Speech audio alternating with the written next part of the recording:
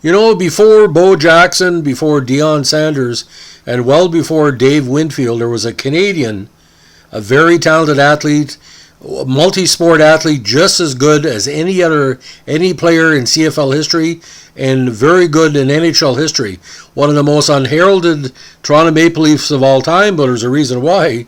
What he did on the gridiron in the Canadian League was just beyond and beyond. Pound for pound, probably one of the best Toronto Maple Leaf athletes of the last 60 years. Kid Dynamite, if you caught on by now, the great Gerry James, Gery, not to be confused with U.S. politicians. Now, Gerald Edwin James, born October 22nd, 1934 in Regina, is a former professional Canadian Football League running back and professional ice hockey player. He played for the Winnipeg Blue Bombers of the CFL, as well as Saskatchewan Roughriders and the Toronto Maple Leafs of the NHL. He is a member of the Canadian Football Hall of Fame, like his father Eddie James, who also played for the Blue Bombers. James was born again in Regina. In a period overlapping the 1959 CFL season and the 1960 NHL season, James became the only player, and probably will be the only player ever from now on, to play in the Grey Cup. He played in November 28, 59 and won it, and the NHL Stanley Cup. He played April 9, 1960, but of course the Leafs lost to the Canadiens that year. Now, a graduate of Kelvin High School in Winnipeg, great location. He started his CFL career in 52 when he became one of the youngest players ever to suit up in the CFL at only 17 years of age.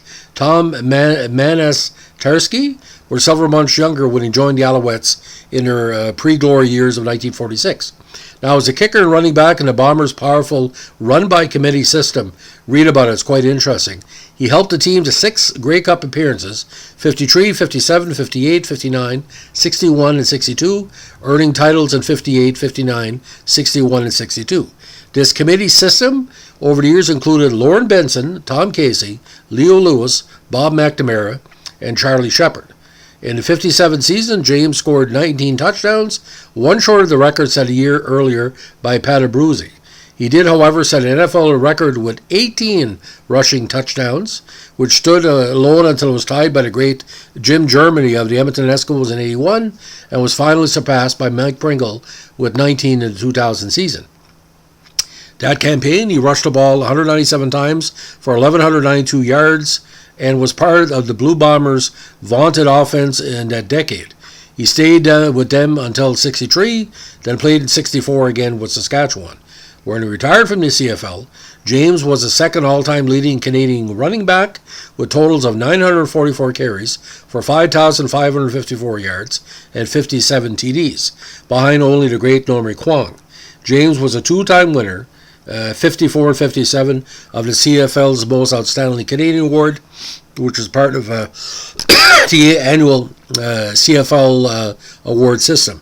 Again, Manitoba Sports Hall of Fame in 82 as well. Canadian Football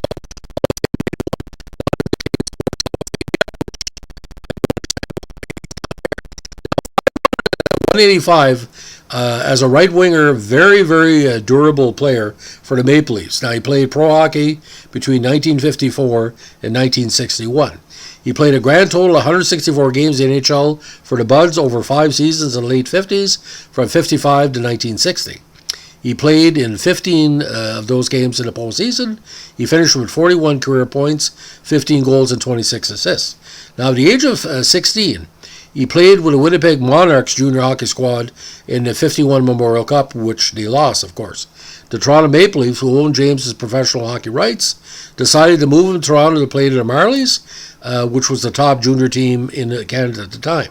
James would win the 55 Memorial Cup with the Marlies only a few months after winning the CFL's Most Outstanding Canadian Award. A few days after the Memorial Cup win, James also played his first NHL game with the Maple Leafs, ending a tremendous series of multi-sport and multi-league achievements within a 5-month period. In the 56th season, immediately after rushing for a career high of 1,205 yards and being chosen a Western All-Star for the 55 campaign, James rejoined the Leafs for the last 51 games, including a 5-game run in the Stanley Cup playoffs. He played a career-high 53 games in a 57 campaign, also marking the biggest season for NHL goals, assists, points, and penalty minutes. A rugged guy. 4-12, 16, 90. The following 1957 football season saw James win his second most outstanding Canadian award, playing the Grey Cup championship the afternoon on November 30th in Toronto, and the same night play his first game of the 58 NHL season with the Maple Leafs. Again, he played in the Grey Cup the afternoon of November 30th in Toronto, and played an NHL game that night. Definitely will never be seen again. Now, he played only 15 games with the Leafs in 58, being sent to the team's Rochester Americans farm team for a further 15 games on the ice. He was only able to join the Maple Leafs in a management role for the 59 NHL season due to a leg injury suffered in the 58 CFL campaign. In the 1960 NHL season, immediately after winning the Grey Cup in 59, he rejoined the NHL Leafs as a player for the last 44 games, including a 10-game run in the Stanley Cup championship playoffs, where again he lost to Montreal in the final. With his on-field and on-ice play between November 59 and April 60, he became the only player in history to play in the Grey Cup and Stanley Cup finals in the same season. Now, the Leafs did not use James in 61, lending him to the Winnipeg Warriors in a minor pro Western Hockey League for his last year of pro hockey. James would play some senior ice hockey in Saskatchewan over the next few years, then became a Tier 2 Junior A head coach in 1973 in the Saskatchewan Junior Hockey League, which had great success. I think he only had 2 losing seasons in over a decade of coaching. He would coach 8 SJHL seasons with the Yorkton Terriers, the Melville Millionaires, and Estevan Bruins. He coached his teams to 7 winning seasons and a lifetime record of 249, 191, 14 for a 62% winning percentage. He just missed a perfect sweep of winning seasons when his 1980 Melville Millionaires finished a half game below 500 at 20, 30, and 1 in 1980. He later coached the 89 season with the Moose Jaw Warriors of the Major Junior Western Hockey League. Now, when he retired from competitive football, he remained active in hockey. In 63, he coached in Switzerland and eventually managed hockey teams in Yorkton, Melville, and Moose Jaw of the SJHL, again in the 1980s. Now, James currently resides in BC. Now, Gerry has been a member of the Allwood Finishers dart team in Parksville on Vancouver Island since 2015. In 2017, the Finishers won the District 69 Dart League A Division Championship Trophy for the second year in a row. Again, awards and achievements: Memorial Cup winner, most outstanding Canadian CFL 54-57, Grey Cup winner 58-59, 61-62, Manitoba Sports Hall of Fame and Museum, inducted in 1982, and selected as one of the Blue Bombers' all-time greats. Now, James, again born in 1934, was multiple great results. Now, going on to statistics provided by the Winnipeg Sports Hall of Fame, 11-year career. Again, was the team's leading scorer from 60-62. He was the Bombers' leading rusher in 54, 55, 57, and it was as he had the 4th highest career total for points scored, 3rd in team carries with 991, and his 4th overall in rushing again with 55-41. In 57 and 60, he received the Dave Dryborough Memorial Trophy as the Western Conference leading scorer and was the Shenley Award winner as the most outstanding Canadian in 54 and 57, of course. Now, the baseball exploits were quite impressive as well. What was kind of weird, ladies and gentlemen, he was being scouted by a lot of people, although he played with the Winnipeg Monarchs at age 16. According to Kid Dynamite book, he was being scouted as early, this is what we heard, at 12 and 13, because he was such an overall competitor in all the sports he took part in. But one of my old media colleagues told me years ago, he was comparable if Terry Evesham, the great wide receiver, was a running back. That's how he played, like very, very clean, but very, very physical.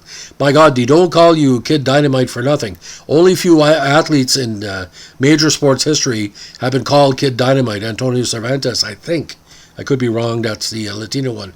But Kid Dynamite, what a great nickname. Can you imagine people meet him for the first time? He said, "So what did he call you?" "Well, they call me Gerry." "Well, you have a nickname?" Kid Dynamite. Holy frig, he said, are you a boxer? No, I just play a little bit of hockey, a little bit of football, a little bit of baseball, a little bit of darts. But Kid Dynamite, if you can still find the book, I think it came out in 2010, 2011. I think one of the major sport publications, publishers across Canada. It's quite a read. I've read passages from it. We need a big documentary on Kid Dynamite because, my God, ladies and gentlemen, to play in the Grey Cup and then play with the Leafs the same night. Like, you look at your teammates and said, well, you're late. Well, I played the Grey Cup this afternoon. So you don't see anybody with the Super Bowl playing, the Super Bowl and showing up for Colorado or Vegas playing in a hockey game. You'll never see that again, ladies and gentlemen. So, ladies and gentlemen, by the way, if you have any contacts with the Canadian Sports Hall of Fame, put this guy in. Let's motivate them to put Gerry in. So, ladies and gentlemen, if you like what we're doing with our podcast here, give us a like, comment, and subscribe. And if you're a fan of the Maple Leafs, first time hearing about Gerry James, Kid Dynamite, welcome to some of the real Maple Leafs that you need to know about. These were winners, ladies and gentlemen, not, seasonal pretenders. Thanks for listening. Bye.